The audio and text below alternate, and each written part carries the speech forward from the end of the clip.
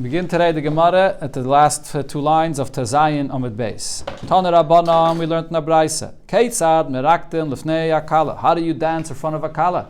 So Rashi explains it's not asking how you the movements of your dancing. It's referring to what when they dance in front of the kala and to bring her simcha. What is it that they say to her to praise her? Bishamai says what they say to her is kala. One more page over. Kala kamoy shahu. Shehi. They praise her for what she is, as her beauty is. Don't say anything that's not true, that you don't see there. Whatever she is, that's how you praise her. Beisil will say, you praise every single kala noa v'chasuda. You always praise a kala with her beauty. And chasuda, Rashi says, there's a chut shel chesed, there's this special beauty that there is on the face of a kala. So you always praise a kala this way, regardless of what her actual physical condition is. Chut shel chesed is especially for That's this. what Rashi says.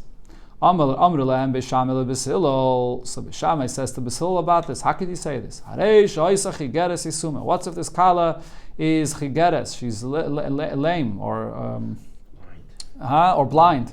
So you can go and praise her and say that she's beautiful without any problems. But the Torah says you have to stay away from saying a lie. You have to be honest. Amr lehem Beisilol leBeishamai. So Beisilol asks Beishamai, l'devreichem, according to your opinion, that when you praise the kala, so you shouldn't go all out and praise her with kala nova chasuda, but your words should be measured.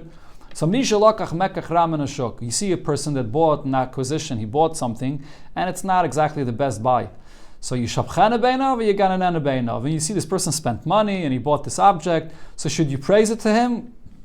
Or should you point out to him the defects that it has? This guy just spent money. You're going to go now and point out the defects and the fact that he lost money on this. Of course, you should praise it to him. And Besilol adds to this, or the Braisa adds to this and says, based on this, the Chachamim said,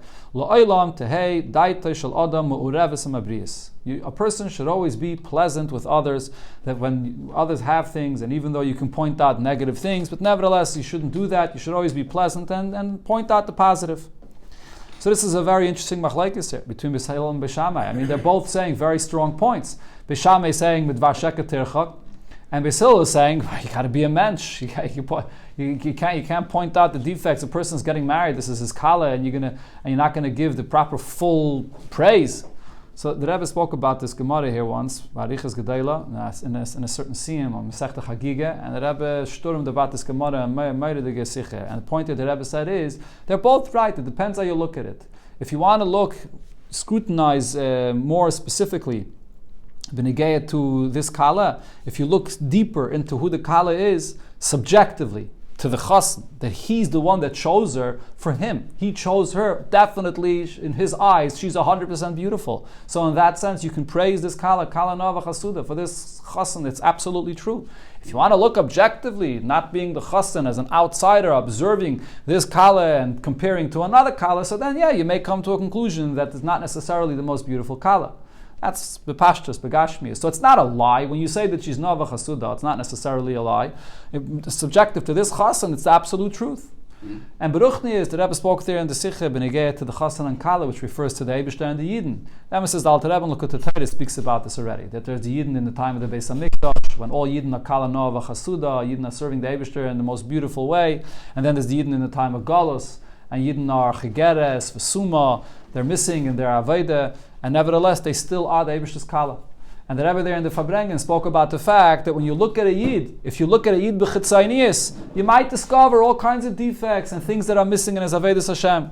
But if you look deeper, Hillel, base Hillel, the Rebbe said, means Melashon Bia L'Neider. When you reveal the true light and the shine that there is in a Yid, you'll discover that every single Yid is Kala Nova Chasuda, and it's not a lie. That is the truth of the Pneumius of who a Yid is. Let's continue. Gemara brings now other similar things when you come and praise someone for something that, or also regarding the chassan and kala here. Ki aser Avdimi, when Avdimi came, Amahachi, he would say as follows: Mashrika mikalasa b'marove, that in front of the kala in Marove in the west, which is Eretz Yisrael, they would sing in front of her as follows: Loik chal, v'loik shrak, v'loik pirkas. This is a kala that's so beautiful, she doesn't need any makeup. The kala is the makeup in the eyes, shrak is the blush, and pirkas is to prepare, braid her hair. She doesn't need any of this because she's so beautiful herself. V'yalas chen, and she has this absolute beauty, this chen, this grace upon herself. Kisamchu Rabbanan le Rab Zera. When the Rabbanan gave smicha to Rab Zera, so sharule, they sang to him hachi as follows, like chal, v'lei shrak, v'lei pirkis. So similar also, his learning, and it's so great that he doesn't need anyone to add any makeup, so to speak. He doesn't need anyone to add anything to him. V'yalas chen, and he's absolutely beautiful in his learning. Similar, kisamchu Rabbanan le Rabami le Rabasi. When the Rabbanan gave smicha to Rav Ami and Rabasi, sharuluhu, they sang to them hachi. Kol min dain v'chol min dain smocha lanu. Anyone that's like any of these two individuals, this is who we should give smicha to. And leitismuchu, you should not give smicha lana to us. Loi min sarmisin, not for people that are sarmisin. Rashi says sarmisin comes from the word misarsin, people that take halachas and they switch them over to the opposite of what their meaning is supposed to be. V'loi min sarmitin, and don't give smicha to people that are sarmitin. Rashi says sarmitin is the same language of smartutin, which means a shmata, someone that learns halachas and doesn't know how to explain it well. And the Omri Law others said that they said loimin chamisin, don't give smicha to chamisin. Rashi says those are people that only explain chamisin in Aramaic is a fifth. They explain something only the fifth of what they learn, but they don't get more than that. They don't understand. And the loimin tormisin. Tormisin is, Rashi says in other places that this is empty people. So people that only give smicha to those that actually deserve it. Rabavo, also a praise that was said to Rabavo, ki ava asim im sifta lebei Kaiser, when he would walk out from the Beis Medrash and he would walk towards the house of the Caesar, nafkin amas of the Bei Kaiser lapei, the maids of the Caesar would come out to greet him, umashrone, they would sing in front of him as follows. Rabba Da'ame, the teacher of his people, and the leader of his people, but a shining light, blessed as you're coming here in peace. Sagt the Gemara, going back to the Simcha of Chassan and Kala. Here's a famous piece of Gemara. It was said regarding Rabbi Yehuda bar Ilai, that he took a branch of an Hadas. And he would dance with this in front of the Kala. And he would say, like Besilol, Kala Nova Chasuda, how beautiful the Kala is. So he himself would fulfill this mitzvah by dancing with this Batshel Hadas. Rav Shmuel bar Rav Yitzchak. Then Rav Shmuel bar Rav Yitzchak, and he was actually much later than Rav Yehuda bar Ilai. Rav Yehuda bar Ilai was an Atana, and Rav Shmuel bar Rav Yitzchak is an Amayra. So he would meraked at Tlas, he would dance with three branches of Adasim in his hands. Yeah. Rab Zera, so Rab Zera says, "Kom michsav lon saba." So the Rab Shmuel Rav Yitzchak, he was one of the older Amirayim, the elder. You're embarrassing us by dancing this way, and it's not honorable for you to do this. What happened? He I don't know if it says mamish juggling, but he would have these three Adasim. Where does this go on? Who that kom michsav lon? Rav Shmuel Rav Yitzchak. No, I believe it's going on Rav Shmuel Rav Yitzchak. Then when he passed away, there was this pillar of light, a pillar of fire that separated him from the rest of the world. And Taisus over here says, how did they know that this pillar of fire had to do with this behavior? I mean, he was a great tzaddik otherwise, and he learned a lot of Torah. Maybe it was for other reasons. So when he passed away, they knew that this pillar of fire is because of this that he did, that he danced with these Adasim, because it came down in that shape of Adasim, the pillar of light, pillar of fire. And we know that this pillar of fire that comes down does not come down only for one person in a generation, or in two people in the generation. So we see how great he was. Rav Zera said about Rav Shmuel bar Rav Yitzchak, this was beneficial to him. The shutise, mean the branch for the Saba, for Rabbi Shmuel Rav Yitzchak, was beneficial to him. Others said a different version, shtuse l'Saba. The shtus, his behavior of shtus was beneficial to him. And others said shitase l'Saba. Shitase meaning his opinion or his behavior. This was beneficial for him that he had this tremendous fire that came down. That's a raw shtus. Correct. So everybody knows what it says in the Maimah of Basi Legani, that from here we see this idea of a shtus de kedusha. Sometimes a person has to behave in holiness in this manner of shtus when he goes beyond the normal. And even a person that is a prominent individual, a rav or a sheshiva, such a great person, comes by a chasana and dances in this way, not paying attention to his own honor. The Rebbe and a Maimer pointed out the details in the Gemara that it says here that there's a difference between Rabbi Yehuda bar Rabbi Eloi and Rabbi Shmuel bar Rabbi Yitzchak. Rabbi Yehuda bar Rabbi Eloi danced with one hadas. Rabbi Shmuel bar Rabbi Yitzchak danced with three. So the Rebbe says everything is precise. Rabbi Yehuda bar Rabbi Eloi was an earlier generation. So for him, his shtus, his connection to the Eibishter was sort of higher, with one hadas. And we know the hadas, the way it grows, the three that grow all together on one row, this represents the unity of the Eibishter without any divisions. Shmuel bar Rabbi Yitzchak, he's a generation later, he's in the time of Damiraim. So in his generation, bringing down that revelation of the Eibishter, and this behavior is in three. Three shows on a certain division of the three different kavim there is, chesed, gvura, teferes. So he brought down this behavior a level lower to that generation. That's why he danced with three. Another thing that Rebbe points out is the three versions that it says there in the Gemara are not stam three versions, but they actually represent three different points. When it says that he danced with the branch, shutise, so this is a behavior of shtus de kedusha that is focusing on the action. The action that he held this branch in his hand, even if you don't necessarily have that feeling of shtus, but a person should at least behave in this way of shtus, and that's the first level. The next thing the Gemara says is that it was shtusei. Shtus means that there's a ruach shtus, that the person becomes so overtaken by this spirit of kedusha, ruach shtus de kedusha, that's an even greater level, not just the external behavior of holding the branch in your hand. And then the third point, shitase l'sabe means that this is something that is not only done temporarily or sometimes shitase. Shitase means it becomes your shitte. It becomes like your more constant and permanent opinion and more of a permanent behavior that you have. So that's when you take this ruach shtos and you integrate it into your life in a more permanent manner. That's the third point over here. He's bringing the simcha for the weddings to Chassan and Akala, yeah, that's what he was doing, correct. He's not going to do it all the rest okay, but Shitase, apparently, the way he behaved at weddings, he I don't know if he was always dancing around with Hadassim, but this behavior of Ruach Shtos, he always brought it into his life. Mara brings another story by Chassan and Kala. Ravache markev lo akasfe. Ravache took the kala on his shoulders and danced with her to bring her simcha, meraked and danced with her. That's good. If you so Amri lei Rabbanan. So the Rabbanan said no. Amri lei Rabbanan. The Rabbanan said to him, Anan ma'al lemevedachi. Are we allowed to do this? To pick up a kala? I'm talking about a man picking up the kala on his shoulders to dance with her. Others say, I think the Ben Ish Chai says in the Sefer Ben Yoyada, didn't mamish put her on his shoulders. He picked her up with a chair. So the question is, are we allowed to do this? Amalahu. So he said to them, Idamyan alaycha kikshureh. If this kala for you is like picking up a log of wood, l'chaya, then yes, of course, go right ahead and do so. But but if she's not to you like a log of wood, then you're not allowed to.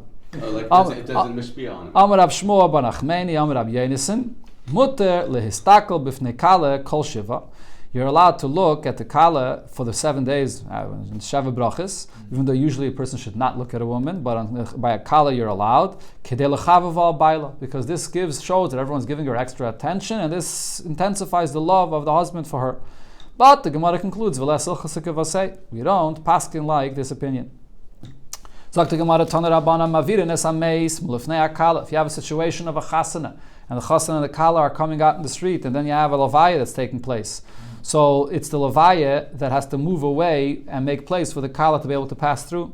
If you have both, either a levaya or a chasana, they both have to move out of the way when there's a king that's traveling, coming through. Because by a king, as Gemara will soon say, a king can't be meichel on his kavod, and therefore we have to give a chasan, a kala, and the levaya, they have to give the king his honor. Amru alav al agrifis hamelech. It was said regarding agrifis hamelech, she'avar melufnei kala, that when he saw there was a kala that was on the way where he was traveling, so he went on the side, allowed the kala to pass through. V'shibchu chachamim, the chachamim praised him. Shibchu, so the Gemara asks, they praised him. Meklal the shaper of it. Does that mean that what he did was right?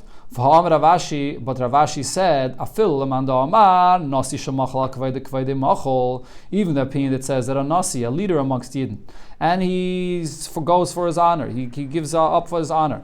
Nevertheless, so then his kavod is take machol. But melach shemachal al k'vayde, ain't k'vayde machol. A king though, that he is meichel on his kavod. His honor is not machal. Yeah, you have to give him his honor. So how did Agrifis HaMelech move to the side for the kala? He's not allowed to be meichel on his kavod. The Amamar, and this is learned from what the pasuk says, Soim Tasim Alecha Melech. You have to place a king upon you, meaning Shetehei Masei Alecha, that the king, the fear for the presence of the king should always be upon you. That it says a double lashon, Soim Tasim, that you can't be Michael this covet. So the Gemara answers over there, when he moved to the side, Parashas Dracham Avoid, there was a fork in the road, so when he moved to the side, it wasn't noticeable that he was moving and making place for the Kala. It didn't look like he was giving up from his honor. So therefore, he just moved to the side and allowed the Kala to go through. I mean, the Amos says that this Agrifis HaMelech was not a regular Melech B'chlal. Whole story about him, not the gay here, not the whole Arichis. It wasn't Mamash Goy, okay, Al Kapanim, but the Taisa says they treated him like a regular Melech, and therefore the Gemara is discussing how he was able to give up from his covet. Tana Rabbanam, we learned in another Braisa, Mevatlin Talmud Torah. Isn't the Taich Melech, anytime where it says, the what? They got to somebody else. Yeah, the what? That he can allow someone else to not give him the right honor. So over here it also is the same thing, that by him moving aside, so he's acting in a way that others are not going to give him the proper covet, that the Kala is going to go by and the Kala is pushing him out of the way. I mean, that's what he's basically doing. He's allowing the Kala to push him out of the way. A Melech is not allowed to do that. A Melech has to behave in a way that he has to demand all the covet that he deserves. Could that be the reason why the Rebbe stopped going to weddings after Torah? I have to ask him, I don't know. Tana Rabbanam, we learned in the Braisa, Mevatlin, Talmud Torah, Loitza, Samei, Salachnasa Sakala. So we have to stop learning for the purpose to go to attend the Levaya when they bring out a mace, Lachnasas Kala, and also to attend the Chasana. So these are two great mitzvahs that it's worthy to stop learning Torah. Amru Allah wa Rabbi Yehuda Rabbi Loi. They said about Rabbi Yehuda Rabbi Loi, mentioned before. Shahaya mevatel Talmud Torah, so he would stop learning Loitzas Hameis Lachnasas Kala, that he would stop learning for this purpose, for a Levaya or for a Chasana. Now the Gemara explains, when is this so? And we're focusing here regarding a Levaya. When he doesn't have enough people that are there to take care and to attend the Levaya. If there are enough people that are attending the Levaya, then mevatlin. So then you should not stop from your learning. But now the question is, what's considered to be enough people attending the Levaya? The Kama Kol Tzarkai. Amar Rav Shmuel Bar Ini Mishmei de Rav Treiser Alfi Gavri. 12,000 people, Vishita Alfi Shipuri, and in addition, another 6,000 people with shofris to blow to announce to everybody that this person passed away and they should give him the honor. That's considered to be sufficient for a Yid to give him the proper honor for his Levaya. Va'amrila, others say, Tleiser Alfi Gavri, 13,000 people, that's one opinion here, or I saw others say that this is also Treiser, 12,000. Uminayu, from those 12,000, Shita Alfi Shipuri. 6,000 of them have to have shofris to blow to let people know that this person is being buried. Ula said, Kagain, the Chaitzi, Gavri, there are so many people have to attend the Levaya that you have people that are taking up space. Me Abula va'atzichra. This is a certain city, Abula, from the gate of the city all the way to the Beis HaKvaris. The Beis HaKvaris is outside of the city. So from the gate of the city all the way out till where they're going to bury him, there has to be enough people that are going to fill up that entire space. So this could even be more people than what it said before, maybe less. I mean, but it has to be that amount of people.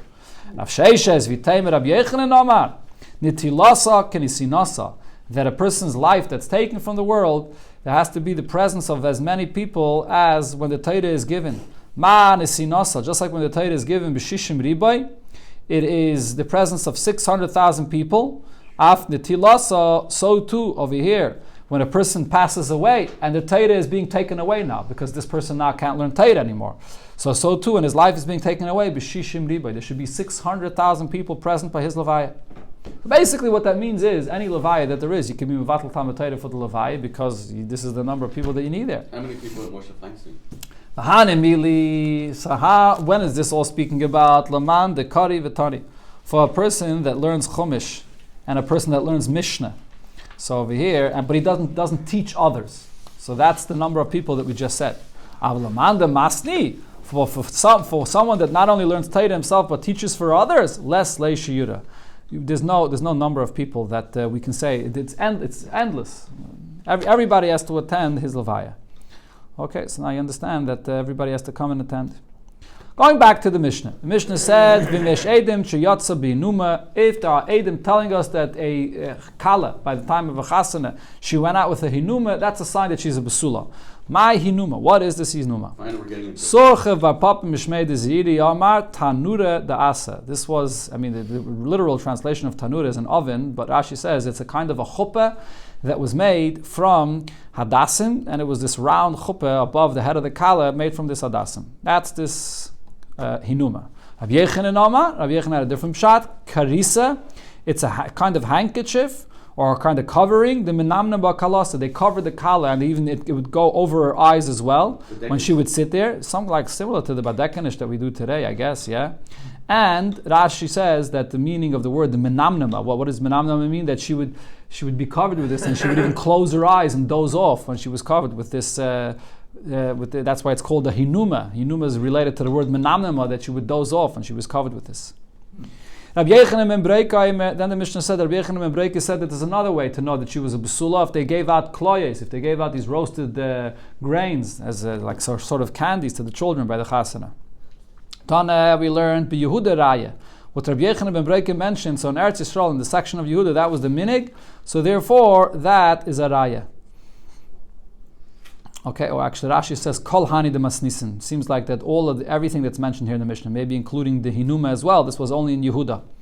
But Bavel Mai. But the question is in Bavel, where they did not have this minig, so what is over here in Bavel, the Raya that the Kala was a Besula? Amar Rav, so Rav said an interesting thing, Dar Dugi de Mishcha Areisha de Rabbanon. That the women, if the Kala was a Besula, so then the women would apply oil to the heads of the Talmidei Chachamim.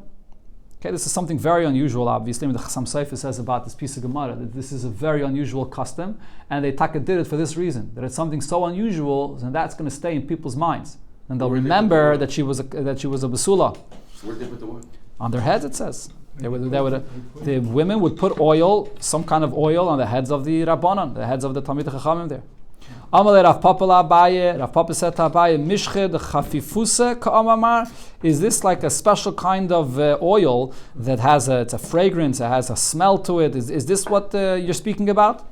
Amalei, so he says to him, Yasme. That Yasme is also an interesting expression. Yasme means you don't understand what this meaning is about. Did your mother not do this to you? Dardugi, the Mishcha, Reisha, the Rabbana. When you got married, they did not to your wife, and she was a basula. They didn't apply this oil to the heads of the Rabbana. B'shas Maise, at the time when you got married. And the Gemara brings Kiha, as we know, Dahu Merabanan, Yasek Lebrei, Rabbi Barula. One of the Talmidei Chachamim, so he married off his son to the daughter of Rabbi Barula. Or the reverse. Rabbi Barula Yasek Lebrei Be'ahumi Rabbanan. Rabbi Barula married off his son to one of the daughters of the Talmidei Chachamim. V'dardig de Mishcha Areisha de Rabbanan b'shas Maisa. And they applied this oil on the heads of the Talmidei Chachamim at the time of the Chasana. Again, this is all for there to be a unique sign to remember that she's a Basula. So now the Gemara says Ar Malta Mai. By an almana, so then what simon do we know that she's an almana? Did they do something specific that people should remember that the kala was an almana? Tani Rav Yosef, so Rav Yosef says, Armalta les la kisni. By the chasana of an almana, they would not give out these kisni, which are roasted grains, and that was the sign that she's an almana. Okay.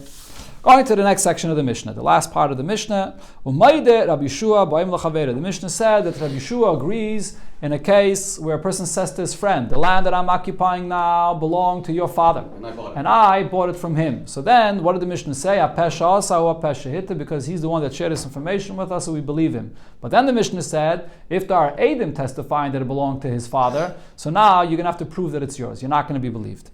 So now, just a second. So the point that Rabbi Yeshua is basically saying is, anytime you're the one that brings up this information, that this once belonged to you, so because you're the one that said this, and there's no proof other than what you said, you're believed to then say what happened to it, that it's now mine. This is the concept of the migu, exactly, or the Mishnah calls it peshasa or pesheter. The point that the Gemara is going to focus on is, that Rav Yeshua in the Mishnah is choosing a very specific example. There are many different kinds of examples that could be chosen to express this idea. that there's money that I have, or there's a property that I own, and I'm the one that's sharing the information that it once belonged to you, and I bought it, why does the Mishnah choose to say specifically this case that it does say? And let's see where the Gemara asks this. Fragt the Gemara, why would the Mishnah say something more simple than this? That Rabbi Shua would agree, a person tells his friend, this field belonged to you, not the father, but it belonged to you. And I bought it from you. More simple. Instead of mentioning the father, why wouldn't it say that it belonged to you? And if the other person has no edim that it once belonged to him, or if the other person has no shtar that it once belonged to him, so you're going to be believed because you're the one that's sharing this information. Answers the Gemara, the reason is, Mishum Tekabayla Misni Seifa. What's the next point the Mishnah says? Im Yesh Edim Shi Shalai. If there are Edim that belong to this person or to his father, Vuay Melakachtia Mimenu, and he says that he bought it from him, so the Mishnah tells us, so then Einen Eman. Now you're not going to believe to say that it's yours. So Gemara says, Heichidami. When the Mishnah says it, if the other person has Edim, that it belongs to his father, that you're not believed, what are we speaking about? If the case is that the person that's occupying the field now is there for 3 years, this is the halach of a chazaka. Even a person that has no proof whatsoever that the field belongs to him, no document, no shtar, but if he's there for 3 years, that itself is a chazaka and he's believed that it's his. So if he has the years of chazaka, why should he not be believed? So that's not the case of the Mishnah. Now, if he's not there for 3 years, obviously he's not believed. The other person has Aiden that belonged to him, and you are not even there for 3 years, so why should he be believed? Okay, so what the Gemara simply is saying is, it can't say the case that he's saying that this field once belonged to you, because then, in the next part of the Mishnah, where it says that he brought Adim that it belonged to him, what's the Mishnah coming to say when it says that you're not believed? If you were there for 3 years, you should be believed. If you are not there for 3 years, it's obviously you're not believed. So there's no chiddush in what the Mishnah is saying. So the Gemara immediately asks, how does this explain why it says that the case is that he was saying that it belonged to his father? When the Mishnah says that the person came and said that it belonged to his father, say the same thing. Now, when there are Eidim saying that it belonged to the father, so then what's the chiddush of the Mishnah? Now, if you are there for 3 years, even if there's Eidim that belong to the father, why should you not be believed if you're there not for 3 years? And if you're not occupying the field for 3 years, obviously you're not believed. So this doesn't answer the question. So the Gemara explains what the answer is. No, there's a difference. In a case where the person was saying it belonged to your father, and now there are Eidim that are here telling us that it belonged to the father, we could understand what the chiddush of the Mishnah is. And the chiddush is as follows. Mishkachas law, so the case over here is Kagoin sha'achla shtayim b'chaye ya'av va'achas b'chaye b'nai. What happened is, this person is occupying the field for 3 years. He occupied the field 2 years in the father's lifetime, and 1 year in the lifetime of the son. And as Rashi says, as we'll see in the Gemara, that the son is a katan. If the son was a katan, so occupying someone's field in the life of a person which is a katan, so this katan has no idea what's going on, so therefore there's no chazakah. Every chazakah is only a chazakah in a situation where the owner of the field, or the other person that claims to have been the owner of the field, was an adult, and he had the ability to protest against you occupying his field. A chazakah without the ability of the other person being meiche is not a chazakah. So over here, when the other person is a katan, and he doesn't have the ability b'chlal to know what's going on, so therefore your chazakah, it is not counted all. The Ravuna said, Ein machzikin b'nichse katan. You can't make a chazakah when it's the owner of the field is just a katan. And then Ravuna adds, a higdil. And even if you began being machzik in his field as a katan, and then this katan became an adult, but still your chazakah is worthless, because this person that now became an adult still doesn't know. He says to himself, I don't know, this person was living in my field already when I was a katan, and he wasn't aware then what was going on. So not necessarily when he gets a gadol is he going to know either. He's just going to take for granted that the field belongs to that person. So what the Gemara is saying is, that's the chiddush of our Mishnah. The reason why our Mishnah chooses to speak about a situation where the person was saying, this field belonged to your father, is because it's relevant for the next part of the Mishnah. When it says in the Mishnah that there's Eidim that it belonged to the other person's father, and then the Mishnah says you're not going to be believed, what's the chiddush that you're not believed? Even though you do have a chazakah for 3 years, you're still not going to be believed because 2 years of your chazakah was in the lifetime of the father, and 1 year of the chazakah was in the lifetime of the cotton. And that's what our Mishnah is teaching us. That's the only way we could explain the chiddush here. So the Gemara asks, if that's the only way you could explain the chiddush of our Mishnah, so when Rav Huna said this halacha that you can't make a chazakah in the presence of a cotton, is he teaching us something that we could understand from the Mishnah? So the Gemara says two things. Either I'll tell you, the Mishnah is not so clear. It doesn't say this clearly. Rav Huna diyuke de masnisin kama. Rav Huna is teaching me this halacha that you can't make a chazakah in front of a cotton, and this is something which we could be medayik from our Mishnah. That's the only way we could explain the chiddush of our Mishnah. But it's not clear in the Mishnah, and that's what Rav Huna was teaching us. Or there is an additional chiddush in the words of Rav Huna. Why? Because Rav Huna added afile higdil kamash malan. Rav Huna was adding that not only you can't make a chazakah in presence of the owner that's a cotton, but even when that cotton then becomes an adult, so don't think, now that he's adult, he could have protested. No, Rav Huna says even when he becomes an adult, he still has no idea what happened here, so therefore it's still not going to be a good chazakah. That was the chiddush here. But the Gemara presses on further. And this is going to be a long sugya here, and carry on to the next daf as well. The Gemara is going to try to go through different scenarios where the Mishnah could have said the case differently here. Okay, this is, I mentioned last time that the Masechta of Kesubos is Shas Cotton. Here we go through some Baba Basra. The next daf will be Baba Metzia. This is all interesting things here. Okay, let's see. Frek the Gemara, v'lisnei b'didei. We could still say that the case over here is that this person is coming and saying, this field once belonged to you. Take the father out of the picture. This field once belonged to you and I bought it from you. And there would be a chiddush in our Mishnah. What would be the chiddush? V'loikma, and the case would be as follows. That he ate, he occupied this field 2 years in front of the owner. And then 1 year not in presence of the owner. And the owner ran away. And the chiddush over here would be that even though he occupied the field for 3 years, nevertheless, the chazakah is not a chazakah because the 3rd year the owner was not present and he couldn't make a macha about this. So that, or he left, I don't know, he ran away. So why would the Mishnah not say this case? And even in this case, there would be a chiddush when you occupy the field 3 years. So why do we have to talk about the father? Answers the Gemara, no, not necessarily is there any chiddush here, because barach machmas mai. What is the case? You're saying that the 3rd year the owner ran away. But why did he run away? Either barach machmas nefashais, if the owner had to run away because his life was in danger, pshita deloi mehemen. So obviously you're not going to be believed to say that your field is yours because of the fact that you occupied the field 3 years, because the lematzi machi. The owner had to run away, his life was in danger, and he had no opportunity to protest, to object your occupation of the field. If the owner only ran away because of financial constraints, so then actually it's obvious that your chazakah will be good and the owner is still obligated to protest the fact that you're in his field and he's able to object. The kaimelom, because we know the halach is, and there's another Mishnah that says this clearly, macha shaloi b'fanav havya macha. Even when you are objecting, the person that's occupying your property, it doesn't have to be in front of that person. You don't have to come and stand in front of that person and tell him in his face, this field that you're occupying belongs to me. Even if it's done shaloi b'fanav, even if you're doing it without sending in a shliach. No, without sending a shliach. Even if you're doing it in a different place. The Gemara Baba Basra tells us, right? That the rumor of the fact that this person protested it will get back to the person in the field, and he can't say, I didn't hear this. By the way, Rashi here explains what's the reason why it's necessary for the other person to make a macha in this time period, or put it in other words, why only when the other person is able to make a macha and you occupy the field for 3 years is your chazakah, because chazakah is only valid if you have a good excuse why you lost your shtar. If you're the proper owner of this field, you should have a shtar to prove it. So why is it that you don't have the shtar? After 3 years, the person has a good excuse why he doesn't have the shtar. Because it was such a long time. Nobody protested, so I didn't keep my shtar.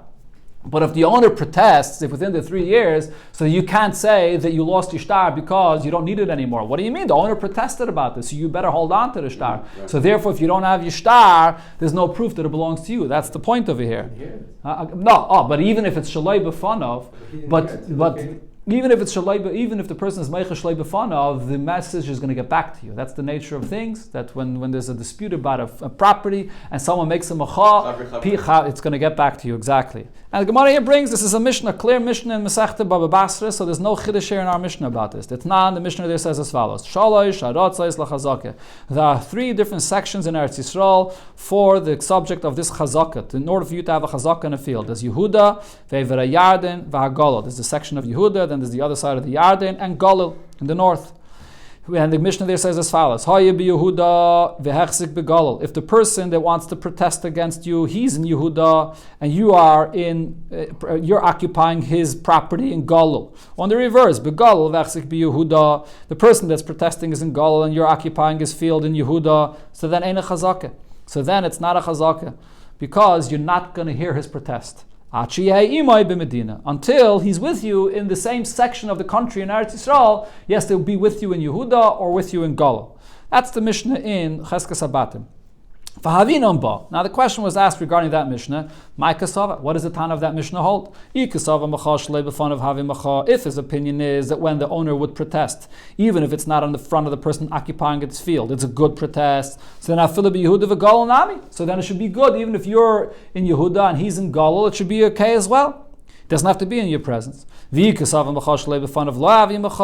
opinion is that if it's not in the presence of the person occupying the field, so the protest doesn't count, so then so even if he's with you in the same section of Yehuda, but he's not coming and facing you, his macha shouldn't be a macha either.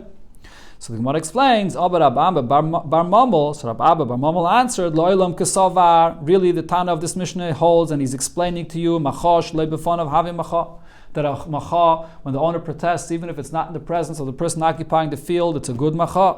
Masnisin b'shas chayrim shonu. The Masnisin is speaking about a situation where there's a chayrim, where the border is closed between these 2 sections of Eretz Yisrael. There are different governments that are controlling these 2 portions of the land, and it's closed, and they can't travel from one place to another. And that's the point of what the Tana is saying. Really, you don't have to do the macha b'fanav. But if you're in 2 different sections of the land when there's no travel between one and the other, so then the message of your macha will not reach him. So the Gemara says, Yehuda v'Golil nokat. So why does it mention specifically Yehuda and Golil? I mean, you could be talking even about in the same country, from one city to another. If there's a chayrim, if for some reason you can't travel from one place to another, you could say the same point. So the Gemara answers, the stam Yehuda v'Golil kishas chayrim domi. In Eretz Yisrael, in that time period between Yehuda and Golil, it was always this kind of situation, that the border was closed and they couldn't travel from one section to the other. So that's why it mentions Yehuda v'Golil. But what's the point? What's the conclusion of the Gemara here? This halacha that you can't make a macha in a situation when the other person won't hear about it, we learned that already in another Mishnah. And in a situation where it's shalei b'fanav and the other person will hear about it because there's no chayrim and that it is a good macha, that also says there in the Mishnah. So to say that our Mishnah here is coming to teach us this halacha, that when you occupy a field 2 years in the presence of the owner and the 3rd year not in the presence of the owner, that's no reason for the Mishnah to say here this chiddush, because we already learned this in the Mishnah in Baba Basra. So therefore, the Mishnah said the case of the father. And that was a chiddush that we said before, that when you make the chazak in the presence of the father and the son, that it's not a good chazakah. So we're going to